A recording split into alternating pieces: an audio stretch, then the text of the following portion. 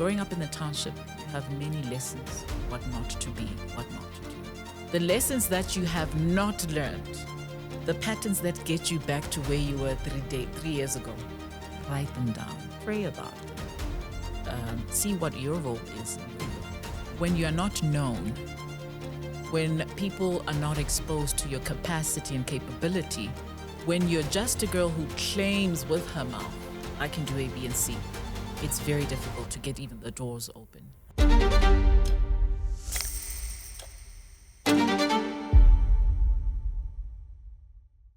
Here we are. Here we are. Finally. How long has it been since we've been planning this? Oh my goodness. We've talked about it, I think, for a little over a year. Yeah. And here we are. We started early this year, no? Actually, the year before we met. The year before, yeah. We met, talked about it, conceptualized, but to get things in motion, I think we started planning and strategizing this year. How do you feel? Nervous, excited, anxious, but my heart is full. It's about time. Okay, let's talk about Mel. Who's Mel? What's your family background? Hi, everyone. I hope you're enjoying the conversation so far. You know, we started this podcast to build a thriving community of change makers, business owners, entrepreneurs just like yourself. We want to share your stories and inspire others. But we can't do it alone. We need you to be part of the movement. So if you haven't already, please do subscribe, hit the notification bell so that you know when the new episode drops. The more you watch, share, and connect with our content, the bigger our community grows. And when we grow, so do the opportunities for us to learn, grow, and thrive. Oh my gosh, that's such a tough, interesting, exciting, complicated question to answer. I am just a girl from a small town called Thaba Nchu in the Free State. I grew up between two towns, Thaba Nchu in the Free State and Mahikeng in the Northwest. Primary school in Thaba Nchu, high school, and the rest in Mahikeng. Raised by my grandparents. Was born to a teenage mother. So I was a tennis ball between the two towns because my grandparents were in the Northwest and my mother were in the Free State. And I'm just a little girl who had big dreams at a young age, was incredibly shy, popular to contrary belief, only spoke what I was spoken to, but because my grandmother was somebody who was in communications, I think I got out of my shell when I started living with her in high school. And then Mahikeng was an exciting place where arts and culture was big. There was the Mabana Recreational Center where a lot of us went through after school for extramural. And yeah, I was just a dreamer. And I think my story is one that is multifaceted, complicated, multi-layered. But yeah, I was a girl, and still am a girl, who was influenced by my grandmother. What were your initial career inspirations? How did you start becoming the Mel that you are today? For me, I am one that really didn't have much dreams because I was a chameleon. I was one of those odd children who only spoke when spoken to, was incredibly and morbidly shy. And through my grandmother's pursuits, I could see that, hold on, this is a life that I'd like to pursue. Not because I was a total opposite of what my grandmother was at the time, but I just saw a lot of impact that my grandmother had on a lot of people. She was also the Dean of Communication at the then UNIBO.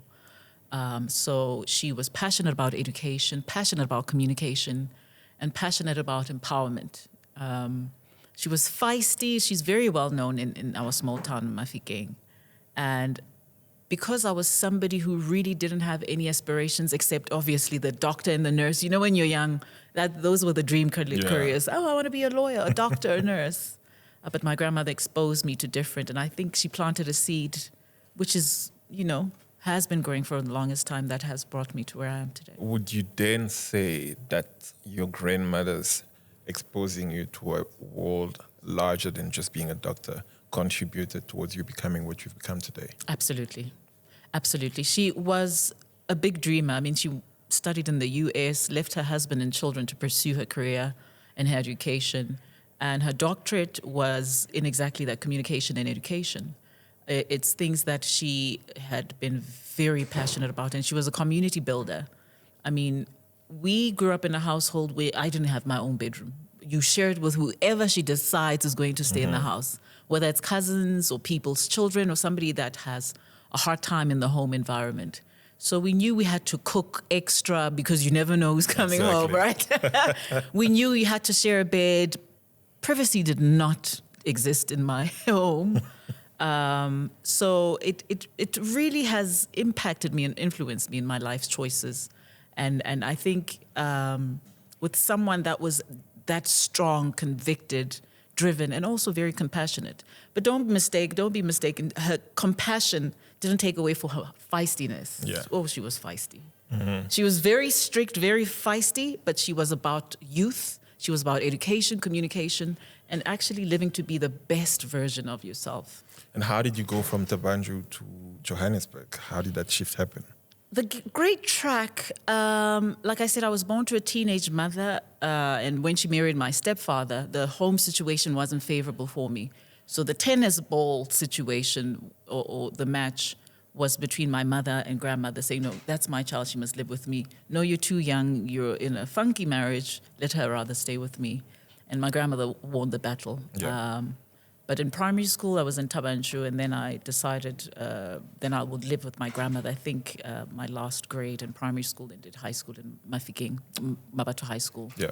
And yeah, that's where really the seeds of the dreams that have brought me to where I am started. I'm one of the people that have an opinion that as much as we go through life and life happens to us, and most of the time when we are experiencing it, we don't understand why it's happening to us. But at the other end of it, we become who we are today. What would you say are the specific moments that you remember that you would say have defined you to the person that you've become now? You know, when I was still in the Free State in Thaba Nchu, there's the Cosmos City, or the capital, was Bloemfontein. It's 60 kilometers away from Thaba Nchu. And I think it's my grandmother's spirit, because I knew the situation at home wasn't favorable.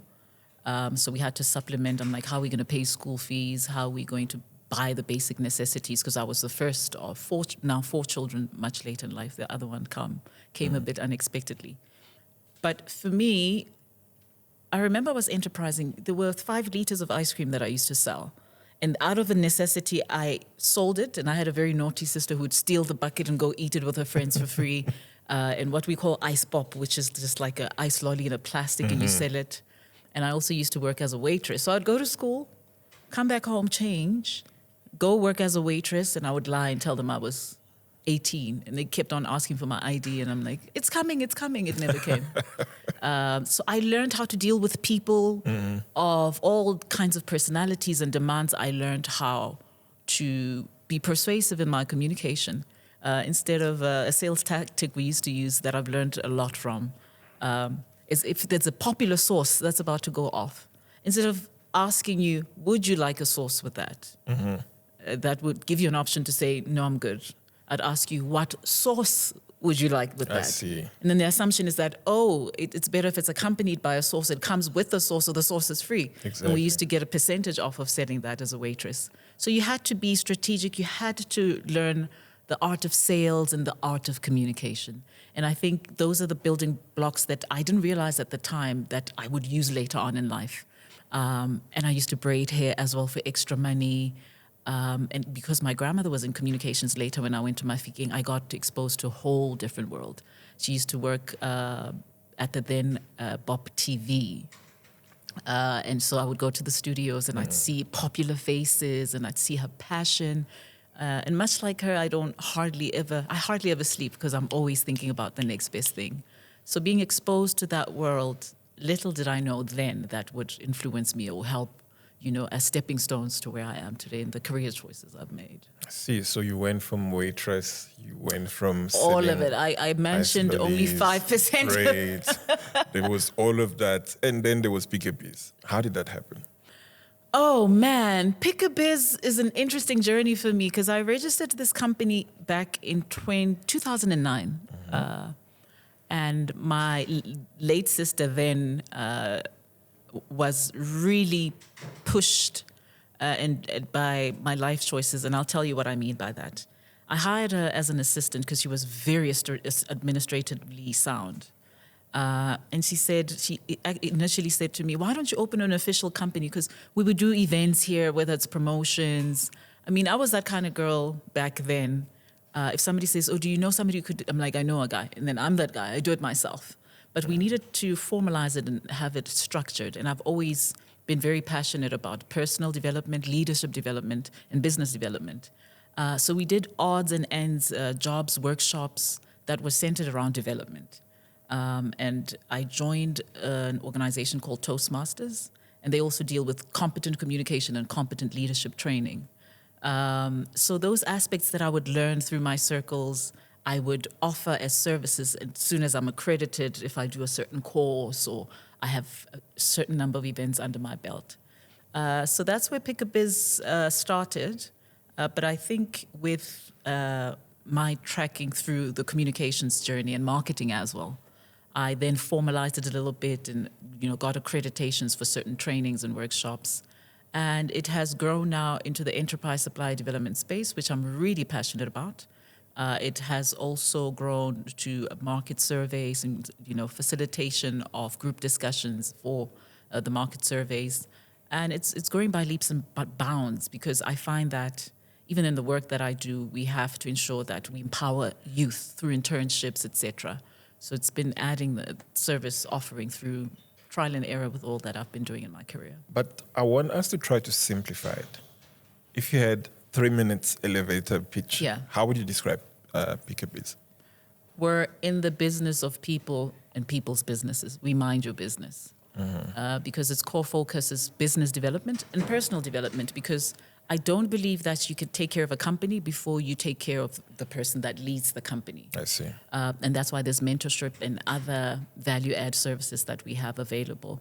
Whether you are a person that's shy and can't sit in front of a mic like this, we do comprehensive training for you to ensure that you're confident, you know how to pause for effect, you know how to communicate persuasively, clearly, and simply. That is our goal with our personal development programs, but also with business development, things as basic as compliance. You would be surprised how many people trade informally.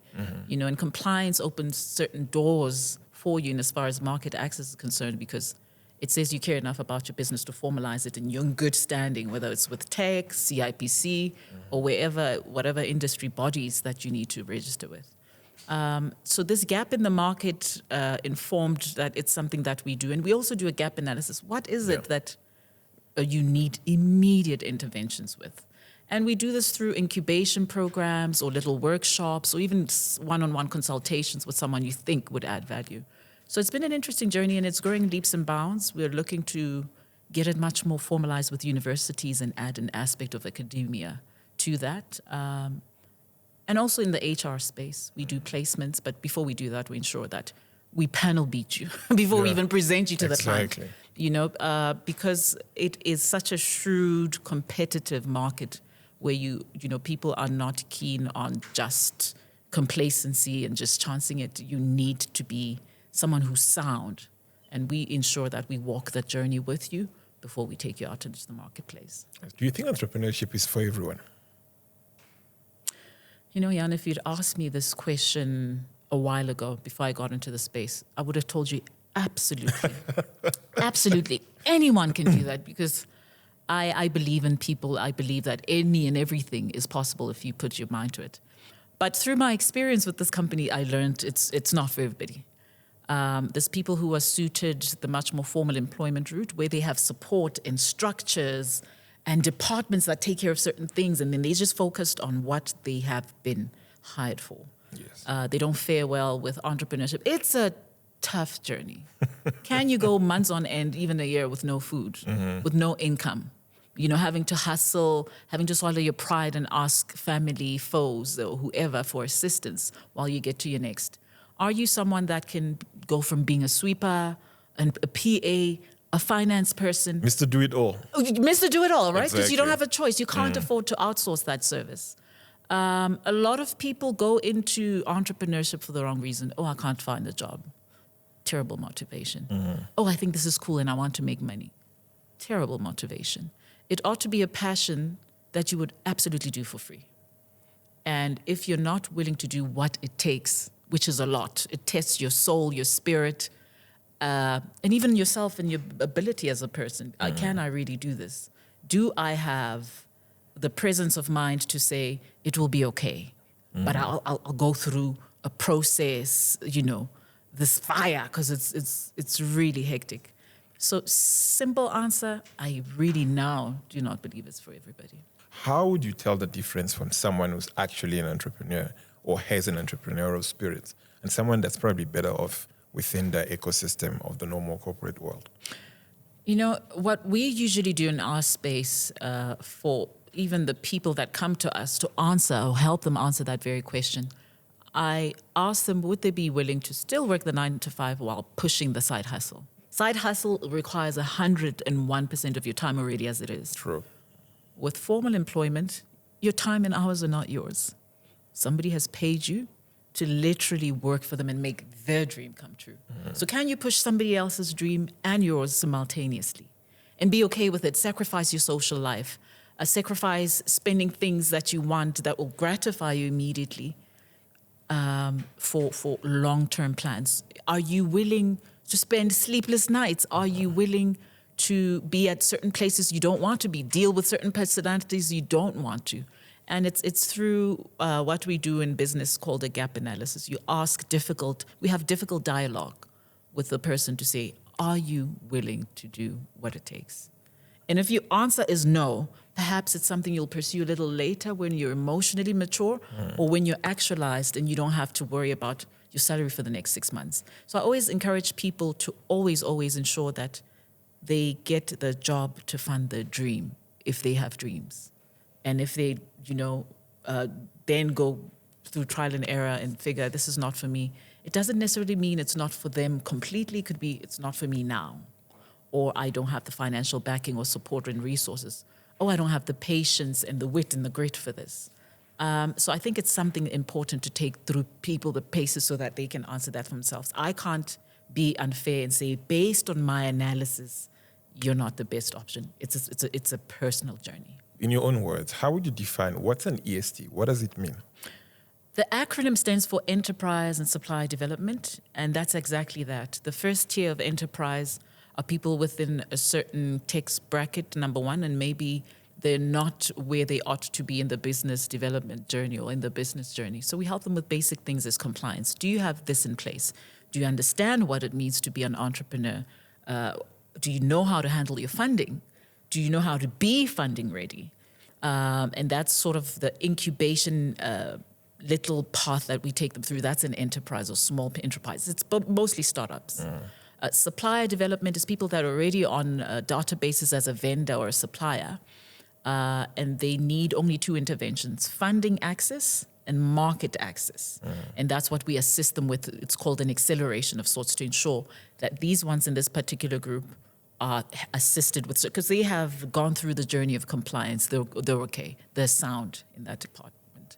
And then in what we do with the 2 is this one that's now a little established allows this one to plug in. Whether it's apprenticeship, it does not have to be, it can be a non-financial support or any intervention.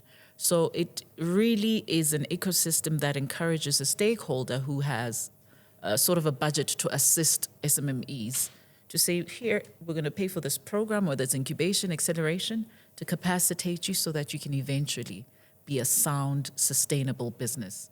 And the model is such that even in our ecosystem, we encourage that they plug into each other, whether it's through networking, skills development, apprenticeship, or even with small procurement projects, just so that their track record, financial track record, is also sound in this activity.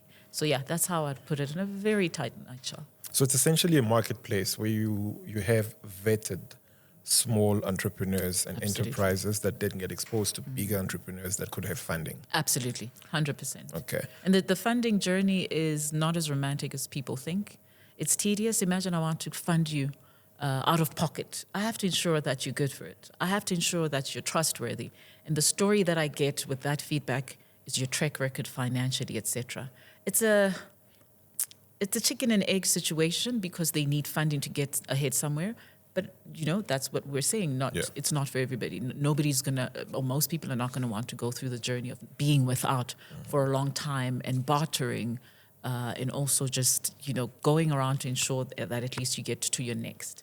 And funders are not going to, deal with somebody who seems on paper financially irresponsible. True. or untrustworthy.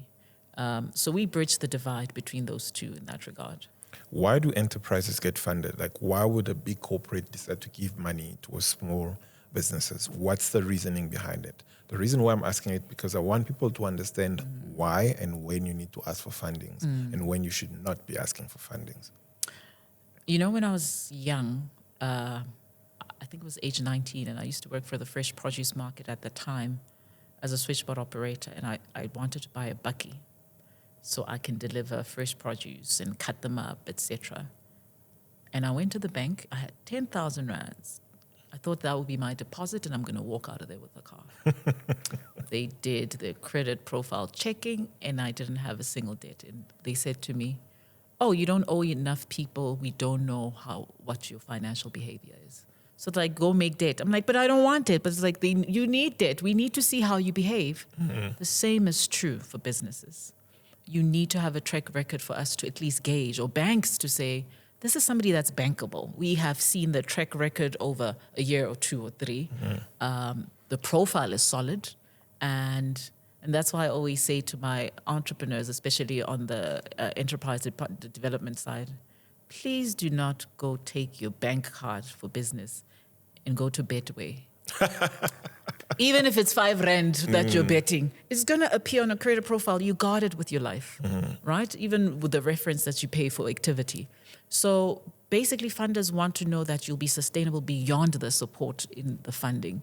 You'll be able to pay the debt, and you're what we call, quote unquote, funding ready or investment ready. And that's somebody that shows a level of responsibility. And unfortunately, it has to be a scalable track record of your financial behavior in the main. Okay. So where do you start as a young entrepreneur? What do you do? How do you start building that confidence to go to the bank? What do you need to do with your business and with the money for your business? You know, I always encourage the incubation model because it exposes you to different sort of interventions.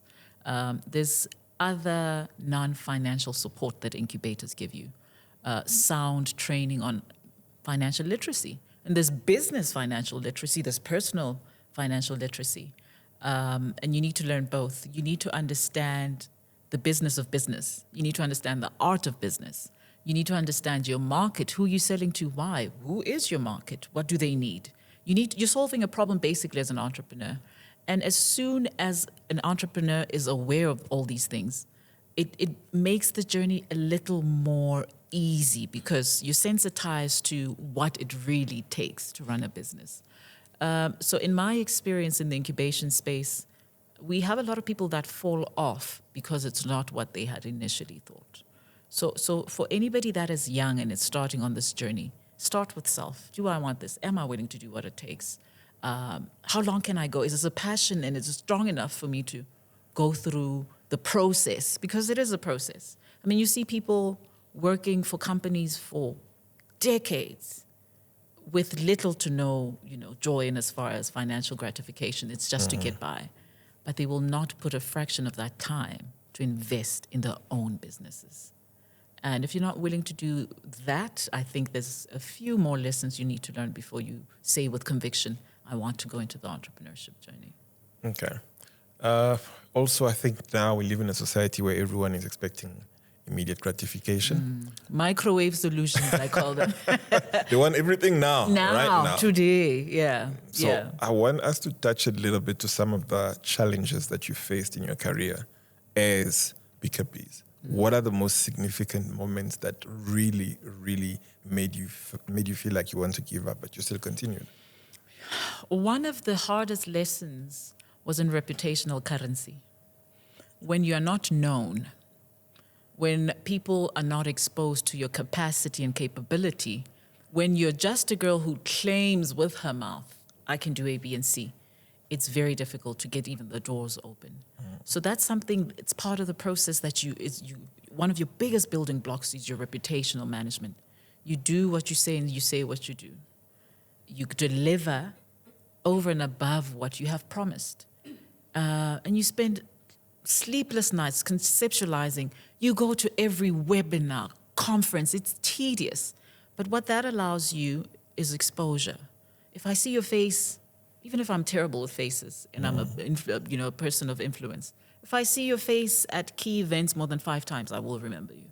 I'll probably call you by name on the 6th, encounter. Yeah. So reputational currency, in as far as that is concerned, I think is number one building block. And one of the challenges, obviously, are funding. But I started not using it as an excuse, because another sort of currency you have is in your connections. If you look through your phone, you probably have influential people. You just don't know how to position yourself. You don't know how to leverage off of people's skills, bartering. I mean, I am working on a project called The Collective, and there is 4 people who are subject matter specialists, the dons in their fields. And if there's a project, we then come together, because a quarter of a loaf, half of loaf is better than none, right? And it's beautiful if you barter as a currency somebody else's expertise to say, no, come through, I can do this, and in return you can do that for me, because we do not have the money, the funding. And that also goes to the third tier, which is thinking out of the box. Innovation, we can't use things like funding as an excuse. We can't use an excuse at all. And that is why entrepreneurs, that is why catalysts, that is why the likes of you, Bill Gates, Warren Buffett, Steve Jobs, Bezos have gotten as far as they have gotten, because they pushed beyond. Yes, some of them might have had, exposure to business at a very young age, maybe networks, but I'm pretty certain they've spent, they could tell you some, stories on adversity of what it took to get there. And it's not always moonlight and roses. I see. Yeah. How would you say being an entrepreneur has influenced your personal life? A great deal. My social life has suffered immensely, because you can't down a bottle of wine on a weekend and go pitch somewhere on a Monday, or go out like we did in our early 20s, and expect to have energy and expect to have foresight. Your time is spent reading, networking. That's your new social life. True. Like, what are you doing over this weekend? Oh, I'm going to a conference. What are you doing over this weekend? Oh, I'm reading a book, because it's something, it entails something that you might need. So yeah, I've walked this journey at the sacrifice of my social life. And also relationally, it's strenuous. And that's why there's pros and cons, because the pro is I'm a little more organized with my time. I know what I'm going to do a week in advance, and I set myself up for success to ensure that I slot it in. If it's not in, even if it's family time, if it matters to you on a Wednesday, you have to make time for it. Absolutely. Yeah. Absolutely. Even social media. I always say social media is a platform that we advertise our business in. You can't say, oh, I'm going to deactivate my Instagram. A lot of eyeballs are on social media. So use it as a strategy. You set an hour a day to look at the trends, but make sure, like with me, if it's not on my calendar, it's not going to happen, even if it's a small little call. So there are a lot of things that have suffered to get me to where I need to be, but I think it's totally worth it. What would you say is the importance of having a mentor? Immeasurable. People who have walked the journey, people that you could go as sounding boards, people that you can watch and learn from. It doesn't even necessarily have to be a one-on-one we're sitting next to each other. It can be somebody you follow on social platforms. I have mentors, and they don't know my name because I set time to go to the pages and learn from them. And as soon as they post something, I have a notification. Because in the main, it's something that resonates with me and that I want to, somebody whose cup I want to drink from. So I think everybody ought to have a mentor. That's why we had teachers at school. They were mentors. We had big brothers and sisters. They were mentors and characters. It doesn't have to be a prescribed mentorship. So just choose what path you want and find somebody that you identify with or that resonates with you. Get them to be a mentor. Time is also a commodity a lot of people don't have lately, especially people who are disruptors and doing big things. So if you're blessed enough to get a mentor to say, I'll give you an hour of my time every month, make sure that even when you go to the mentorship session, you have specific questions. It's not a waste of either one of you's time. So yeah, I think it's a non-negotiable. Yeah, it's a no-brainer. Everybody ought to have a mentor. A mentor. How do you define success? It's a tough one for me. And I'll be blunt. A decade ago, it would have been a certain turnover. For me today, it's feedback that says, this thing that you have done or this thing that you have done that I was exposed to has made impact in my life. That to me is success. Money comes and goes. And I've had money and I've lost money and I've had money and I lost it. We always say back home, Gauteng, itla go tlhafune gogwe. Loosely translated, the city of gold can chew you up and spit you out. You know? And things like money are material. If you can lose it and make it and lose it again, the chances are you can always make money. But I think your biggest legacy is through the lives that you touch, the impact that you made, the value that you bring to any space you're involved in. So, yeah, that's it for me. And what's a social entrepreneur, according to you? A social entrepreneur is somebody that has made it their business to deal with things that feed the conscious. Whether it is empowering somebody, the development space, I think, is also a social entrepreneurship tier.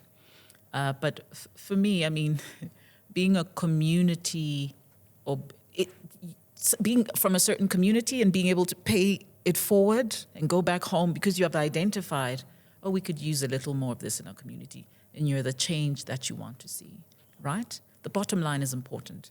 But I think the case now is very interesting because you can be a social entrepreneur and also make money if you're creative about it, if you have the right networks, if you're strategic enough about it. So it's somebody who cares about the social state of beings or social ills and makes a business out of that in solving those immediate problems in communities. Okay. I think one element that most business forget is that business has a lifespan. It evolves, it grows, it transforms.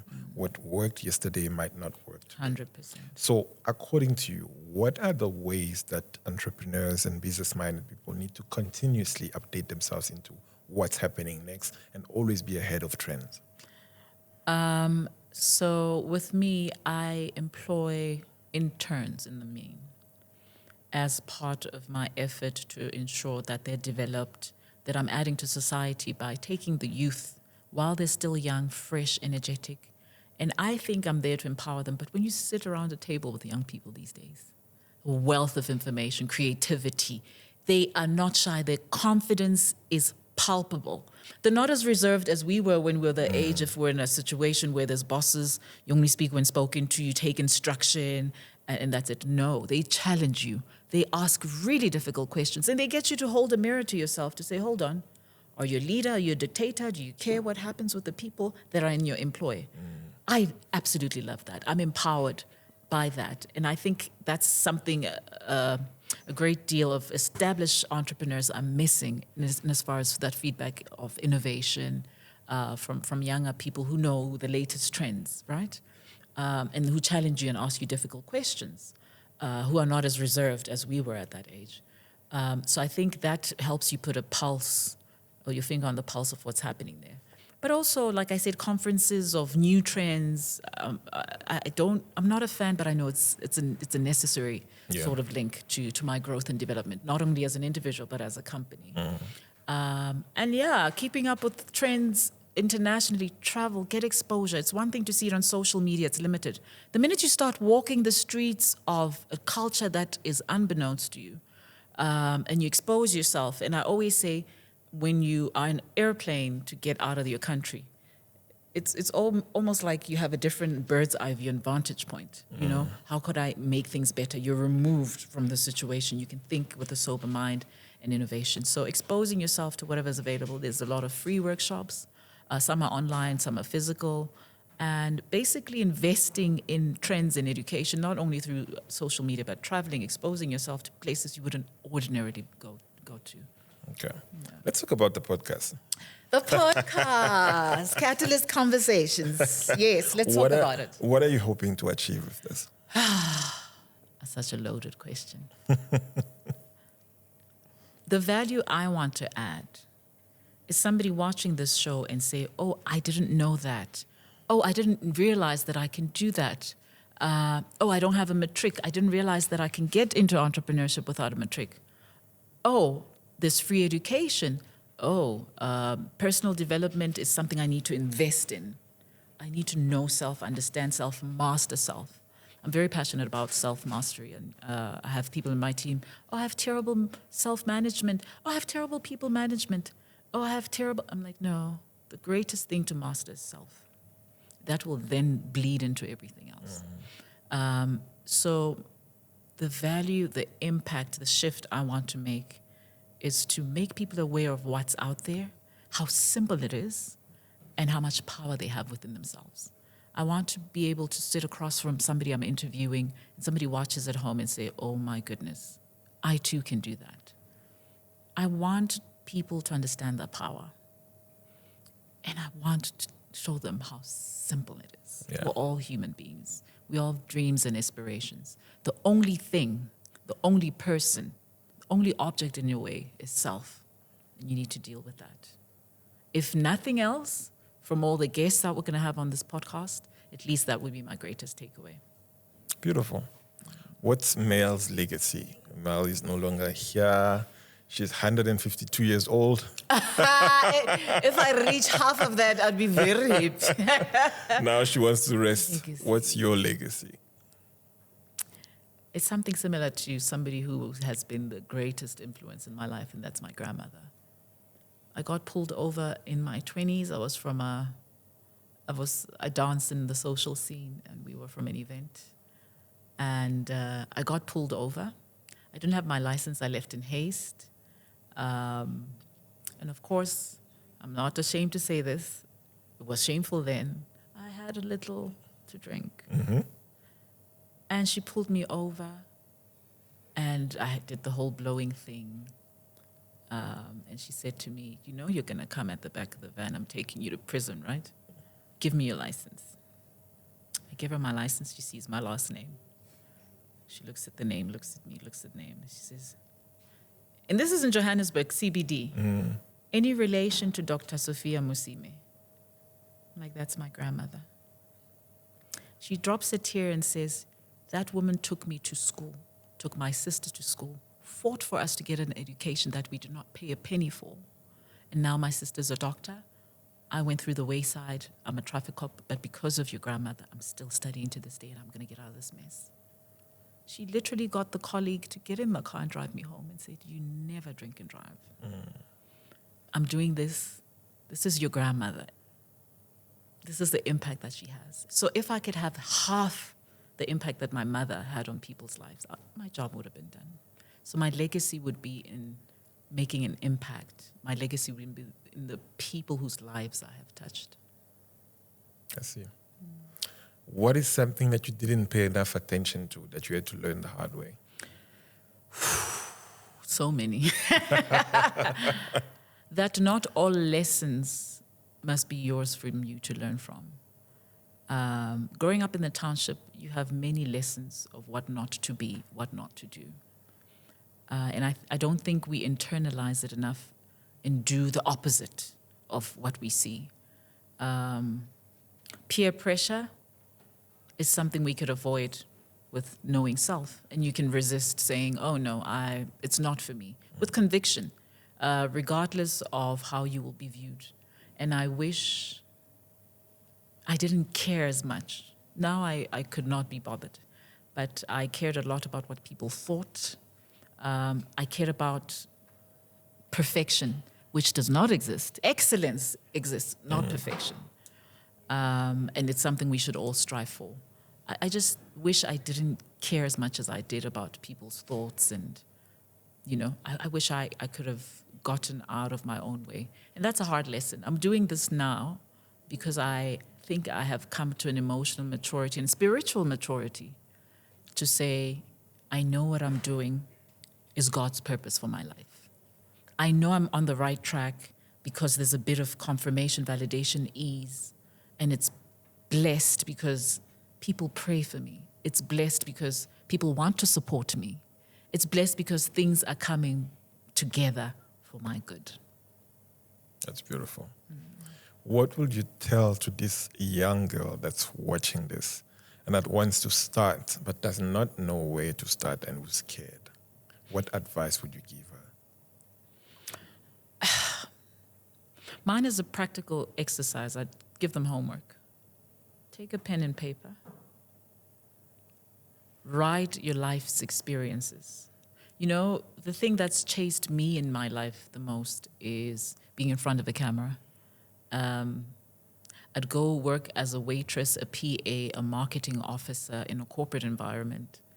And if there's an event, oh, Mel can do it. I didn't ask anybody to do anything. If there's an event at the family, Mel will MC. If there's a presentation of sorts, Mel will do it. So it sort of chose me. I've been running away from the mic more times than I care to count in my life.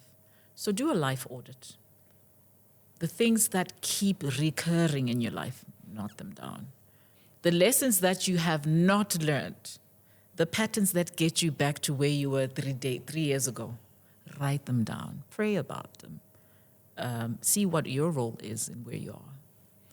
And just do it. Whatever it is you feel convicted to do, to say, oh, this is something that's recurring. Oh, this is something that has really held me back. Deal with them. Deal with self. Do the hard work. Get out of your own way. Not even the sky's the limit. I always say that. There's so much between heaven and earth that is not available to the naked eye. And you just have to have faith knowing that things will work out for your good if you surrender to what your purpose is. It's not been easy getting to where I am, but I think things are a little more effortless. And by effortless, I don't mean that there's not hard work involved, because there is, but it's just working out because it's destined and purposed to be. And it's in God's will for my life. You know, I watched an interview clip, I think Tyler Perry was launching a studio, and somebody asked Oprah, which is one of the people I look up to, and asked her, what next? You've done so many great things. What next for Oprah? And she says, look, there's things I still want to plan for and do in my life, but I'm not quoting her verbatim, but she says something along the lines, my dream is God's dream for me. I want to live in God's wildest dreams for me, because they're a trillion times better than what my mind can consume. So that tells me she surrendered to that. So I'll adopt from that. I want God's wildest dream for me. Beautiful. Thank you so much, Mel. Thank you. Wish you all the best with this journey. Finally in front of the mic. Finally in front of the mic. It's exciting. It's nerve-wracking, but it's in the stars, and I'm happy. I'm so happy to be here. It was always meant to happen, and it finally happened. Absolutely. All the best. Thank you. Thank you. Thank you. Cut. Well done. Give you a hug.